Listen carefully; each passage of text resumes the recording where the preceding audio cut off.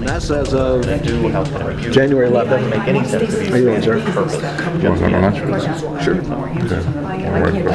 My pleasure. Let me know how we can help. Well, then I can stop talking now. I can finish later. Sure.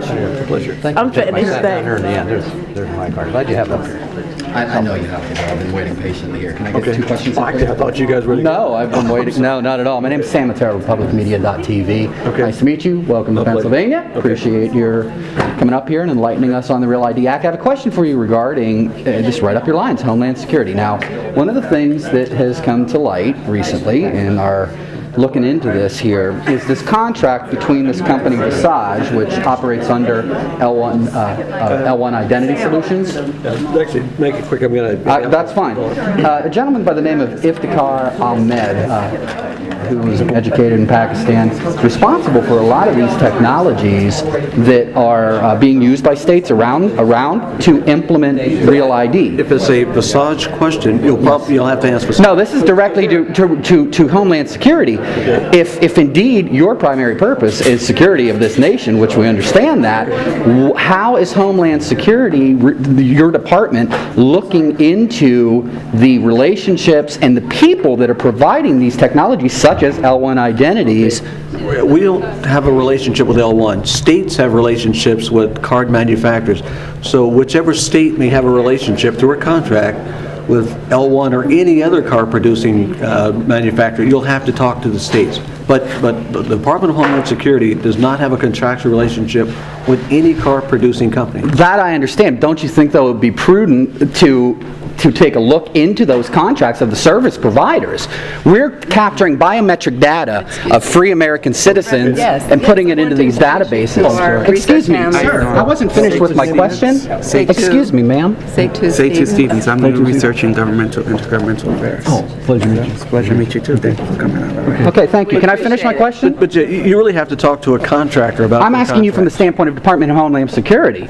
We're being entered into the databases, but we have a Pakistani engineer providing the contract, signing the contract with the state of Pennsylvania. You mean to tell me from the Department of Homeland Security standpoint, that's not a concern of yours? You have to talk to DOT about that. I'm asking you what your opinion is. I have not seen their contract. You have to talk to DOT about their contracts. I cannot answer to Pennsylvania. Is it interest you to take a look in that in light of what I just brought up to you? You have to talk to DOT about Okay, so you don't have an opinion on that? You have to talk to DOT about So you don't have an opinion on that?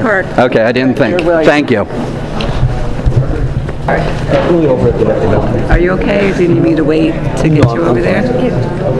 Actually, I was going to do something. I was going to go to lunch with you. Well, that's what I'm waiting for. We are going to lunch. You going out? I'll wait for you. Okay. I'm sure we'll... Okay, but we'll have to be quick. Yes.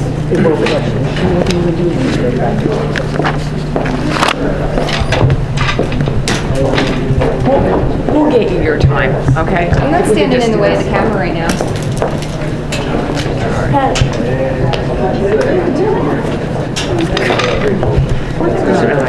Well, it's part of their job.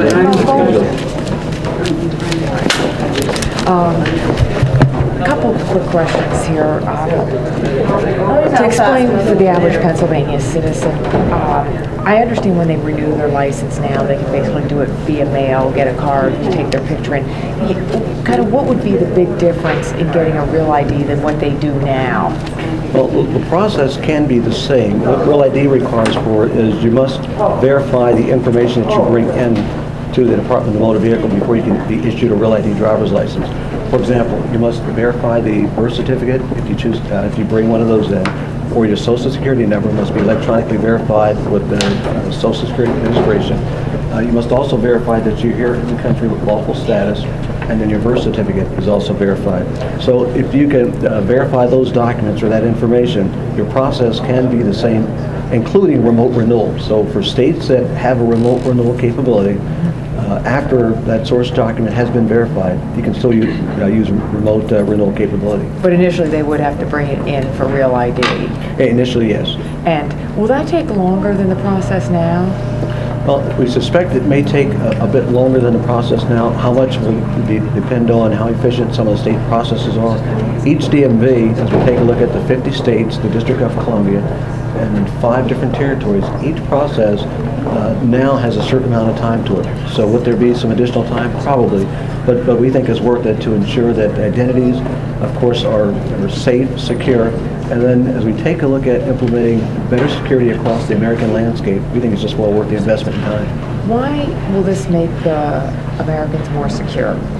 It'll make Americans more secure because as we take a look at the 19 hijackers that flew the actual planes into the towers, as well as the Pennsylvania field, and also the Pentagon, which I was in the Pentagon the day the plane came in, that 18 of the 19 used various forms of fraudulent identification cards to facilitate their travel and their movement throughout the U.S. We think better identification, more secure identification, could curtail their movement and perhaps help to have them detected long before those horrific acts occurred. How would this detect fraudulent ID, or is it that some states didn't maybe require, a birth certificate? Was that the problem, or?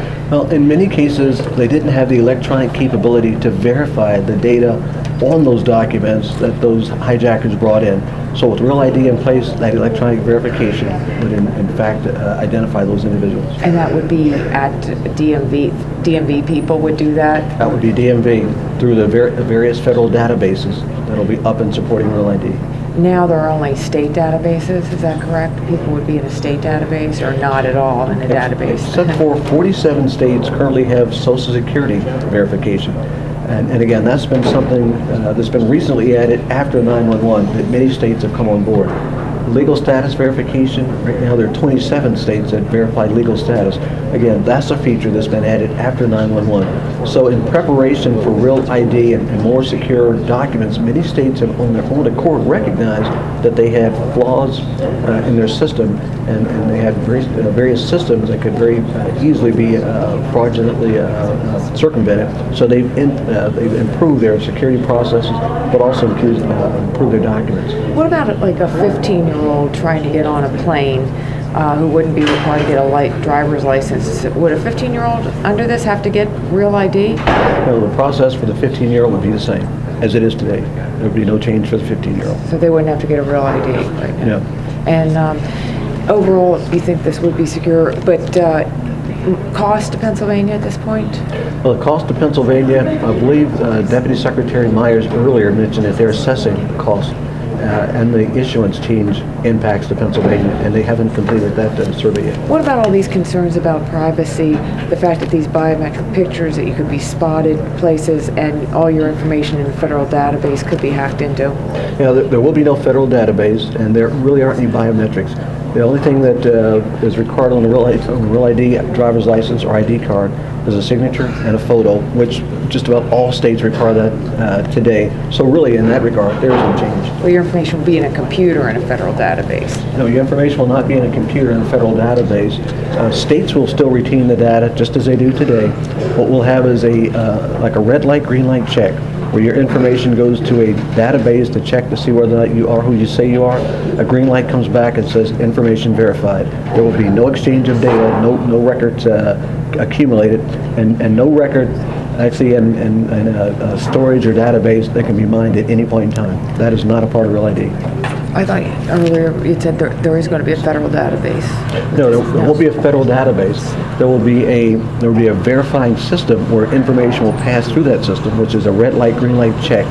And all that does is it takes information from like a DMV, checks with a federal database like Social Security, which is already done, by the way, and says, yes, this person's Social Security number, name, and date of birth does in fact match. You get a green light.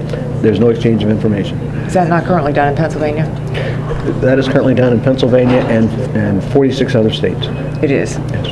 Okay, thanks. So why the need then to expand it if it's already done? It's only one check. I see. And then, like I say, the big thing is you want to make sure that if an individual comes from a different state to Pennsylvania, that you can verify who that person is. You can't do that today. Face Explorer software will go a long way toward that, though.